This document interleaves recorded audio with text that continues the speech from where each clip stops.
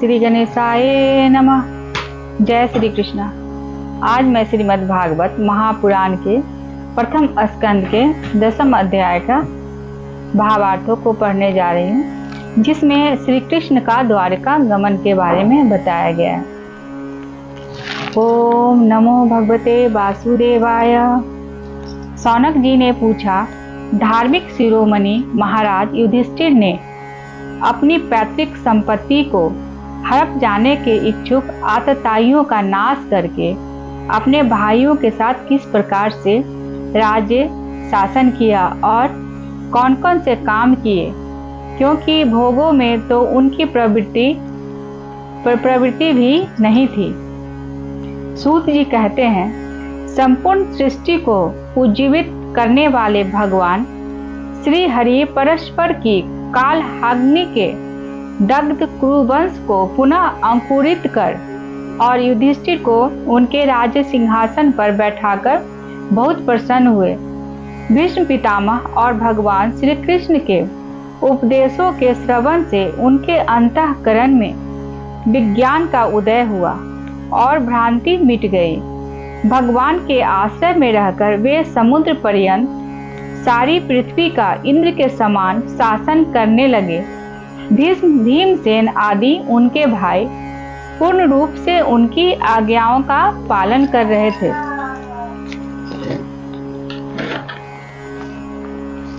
युधिष्ठिर के राज्य में आवश्यकता अनुसार यथेष्ट वर्षा होती थी।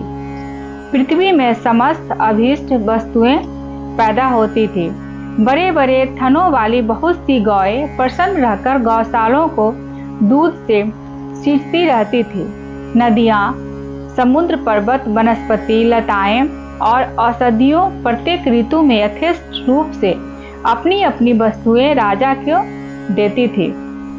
अजातशत्रु महाराज युधिष्ठिर के राज्य में किसी प्राणी को कभी भी आदि व्याधि अथवा दैविक, भौतिक और आत्मिक क्लेश नहीं होने देते थे।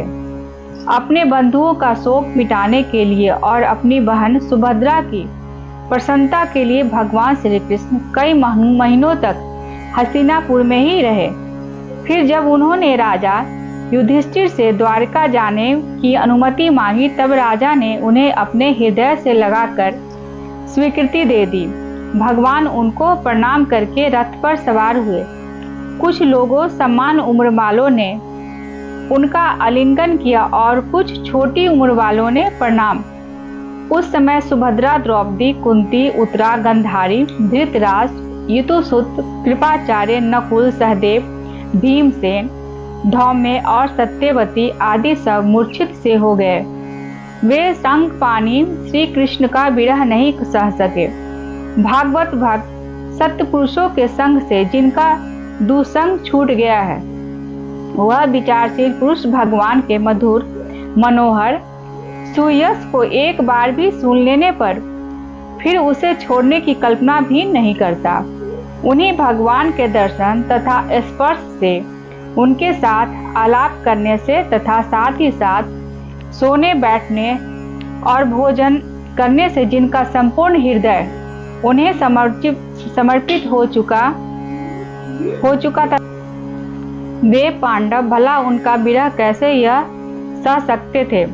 उनका चित्त द्रवित हो रहा था। वे सब निर्निमेष नेत्रों से भगवान को देखते हुए स्नेह बंधन से बंधकर जहां तहां दौड़ रहे थे। भगवान श्री कृष्ण के घर से चलते समय उनके बंधुओं की स्त्रियों के नेत्र उत्कंठवश उभरते हुए आंसुओं से भर आए, परंतु इस भय से कि कहीं यात्रा के समय अशकुन न हो जाए, उन्होंने बड़ी कठिनाई से उन्हें रोक लिया। भगवान के प्रस्थान के समय मृदंग, शंख, भेरी, वीणा, ढोल, नरसिंगे, धुंधुरी, नगारे, घंटे और दुंदुभिया आदि बाजे बजने लगे। भगवान के दर्शन की लालसा से कुरुवंश की स्त्रियां अटारियों पर चढ़ गई और प्रेम, लज्जा एवं मुस्कान से युक्त चितवन से भगवान को देखती हुई उन पर पुष्पों की वर्षा करने लगी। उस समय भगवान के प्रिय सखा घुंघराले बालों वाले अर्जुन ने अपने प्रियतम श्री कृष्ण का वह श्वेत छत्र जिसमें मोतियों की झालर लटक रही थी और जिसका डंडा रत्नों का बना हुआ था, अपने हाथ में ले लिया। उद्धव और सात्विक बड़े विचित्र डवर डुलाने लगे। मार्ग में भगवान श्री कृष्ण पर चारों ओर से पुष्पों की वर्षा हो रही थी। बड़ी ही मधुर झांकी थी।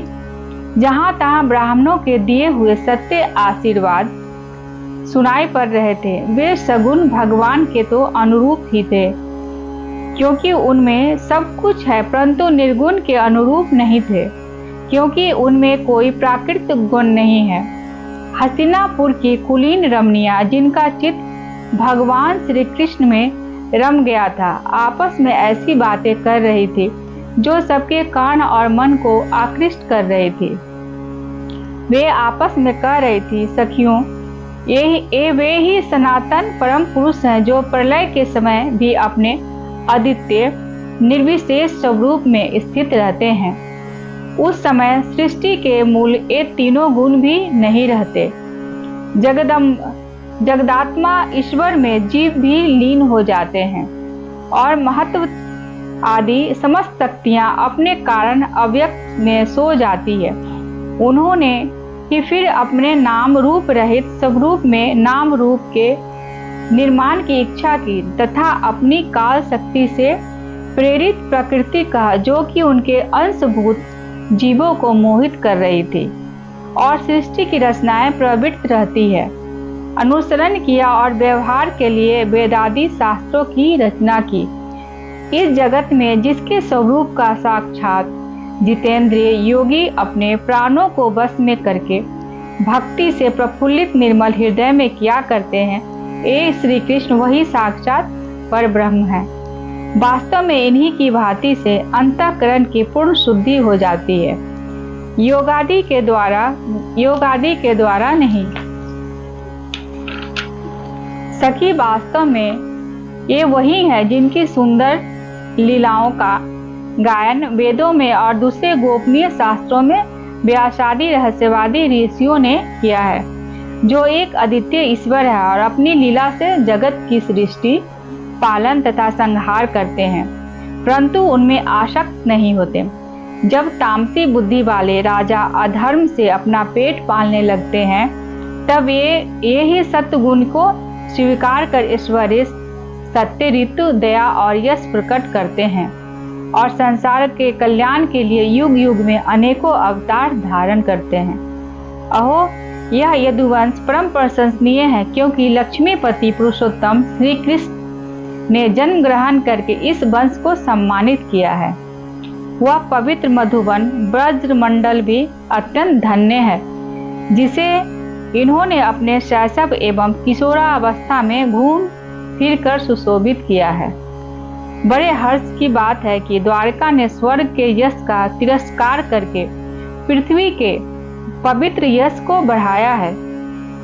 वहां की प्रजा अपने स्वामी भगवान श्री कृष्ण को, जो बड़े प्रेम से मंद मंद मुस्कुराते हुए उन्हें कृपा दृष्टि से देखते हैं, निरंतर निहारती रहती है। सखी, जिनका इन्होंने पानी ग्रहण किया है, उन स्त्रियों ने अवश्य ही व्रत, स्नान, हवन आदि के द्वारा इन परमात्मा की आराधना की होगी, क्योंकि वे बार बार उसकी इस अधर सुधा का पान करती है, जिसके स्मरण मात्र से ही वज्रवालाएं आनंद से मूर्छित हो जाया करती थी। वे स्वयंवर में शिशुपाल आदि मतवाले राजाओं का मान मर्दन करके, जिन्होंने अपने बाहुबल से हर लाए थे तथा जिनके पुत्र प्रद्युम्न, साम, आम आदि हैं, वे रुक्मिणी आदि 8 पटरानियां और भौमासुर को मारकर लाई हुई जो इनकी हजारों अन्य पत्नियां हैं, वे वास्तव में धन्य हैं, क्योंकि इन सभी ने स्वतंत्रता और पवित्रता से रहित स्त्री जीवन को पवित्र और उज्जवल बना दिया है।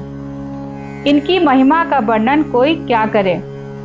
इनके स्वामी साक्षात कमल नयन भगवान श्री कृष्ण हैं, जो नाना प्रकार की प्रिय चिष्टाओं तथा परिजातादि प्रिय वस्तुओं की भेंट से इनके हृदय में प्रेम एवं आनंद की अभिवृद्धि करते हुए कभी एक क्षण के लिए भी इन्हें छोड़कर दूसरी जगह नहीं जाते। हस्तिनापुर की स्त्रियां इस प्रकार बातचीत कर ही रही थी कि भगवान श्री कृष्ण मंद मंद मुस्कुरा रहे थे और प्रेम पूर्व चितवन से उनका अभिनंदन करते हुए वहां से विदा हो गए। अजात शत्रु युधिष्ठिर ने भगवान श्री कृष्ण की रक्षा के लिए हाथी, घोड़े, रथ और पैदल सेना उनके साथ कर दी। उन्हें स्टेवंश यह शंका हो आई थी कि कहीं रास्ते में शत्रु इन पर आक्रमण न कर दे। सुदृढ़ प्रेम के कारण कुरुवंशी पांडव भगवान के साथ बहुत दूर तक चले गए। वे लोग उस समय भावी विरह से व्याकुल हो रहे थे।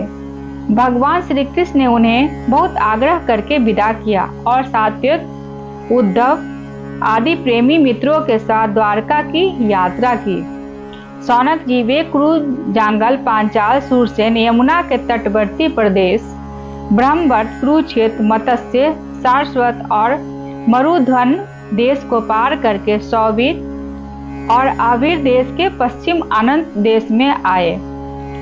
उस समय अधिक चलने के कारण भगवान के रथ के घोड़े कुछ थक से गए थे।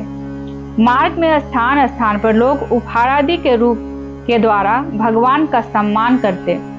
सायंकाल होने पर वे रथ पर से भूमि पर उतर आते और जलाशय पर जाकर संध्या बंदन करते रहते। यह उनकी नित्य चर्या थी।